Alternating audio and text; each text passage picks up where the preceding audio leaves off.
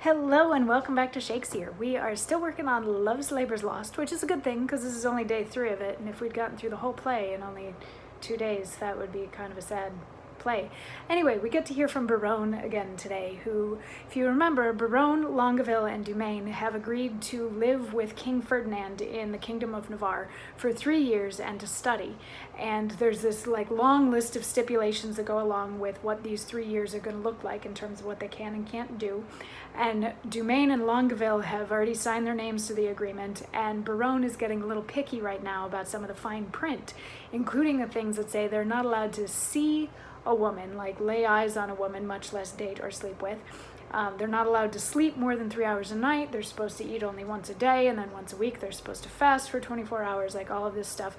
And yesterday he was saying, if these are the things that I'm supposed to be, if these are the things I'm not supposed to do, while I'm studying to learn the things that I don't know, the things that I'm going to be trying to figure out are how to do these things, because I don't like going without sleep and without women and all of that sort of stuff. And King Ferdinand responds, or the other, Longueville and Dumaine are like, yeah, but you already agreed to these stipulations. And Ferdinand is like, yeah, and those are vain delights anyway.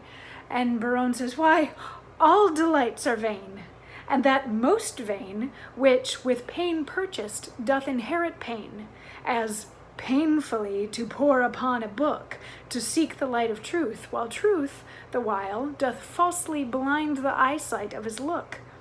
Light seeking light, doth light of light beguile. So, ere you find where light in darkness lies, your light grows dark by losing of your eyes. Study me how to please the eye indeed, by fixing it upon a fairer eye, who dazzling so, that eye shall be his heed, and give him light that it was blinded by. Study is like the heaven's glorious sun, that will not be deep searched with saucy looks. Small have continual plotters ever won, save base authority from others' books. These earthly godfathers of heaven's light, that give a name to every fixed star, have no more profit of their shining nights than those that walk and wot not what they are. Too much to know is to know naught but fame, and every godfather can give a name. So, what he's saying here is, if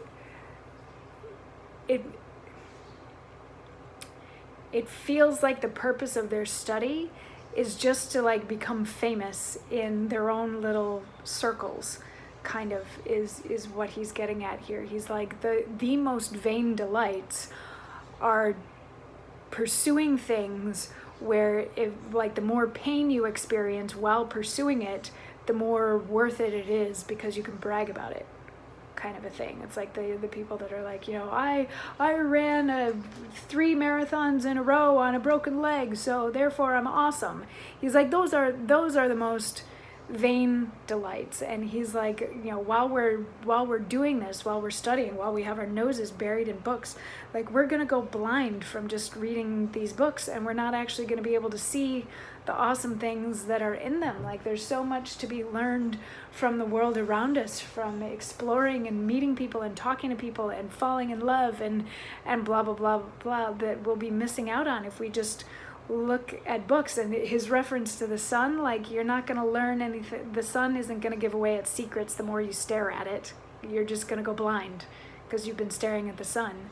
And he's like, and then once we have all of this knowledge, like astronomers who name all of the stars, when they go for a walk in the evening under the stars that they know all the names of, their walk isn't any more or less pleasant than people who don't know the names of all of the stars. So what is learning really all that great?